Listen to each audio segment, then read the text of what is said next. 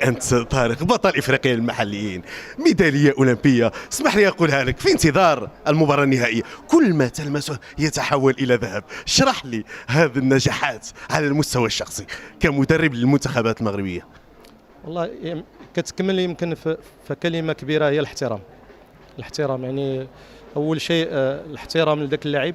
أنا لعبت كرة كنحس باللاعبين، تعاملي تعامل خاص مع اللاعبين ديالي منذ البدايات ديالي في التدريب، فيه واحد الاحترام كبير مني للاعبين، كذلك حب صادق لاني كنحس بالصعاب ديال اللاعب وبان لا كارير ديالو ماشي سهله. هذا الشيء عشته ماشي تقال لي، فكاين واحد الحب كبير وفي نفس الوقت كاين واحد الاحترافيه اللي كبيره ومسؤوليه اللي كبيره، وكنحاول ندير هاد الثلاث هاد لو تريونغل هذا، واكيد انه كيعطي لا بيرفورمانس وكيعطي النجاحات، ورضا الوالدين ورضا الله شيء كبير كبير كذلك. ألف مبروك، تستاهل.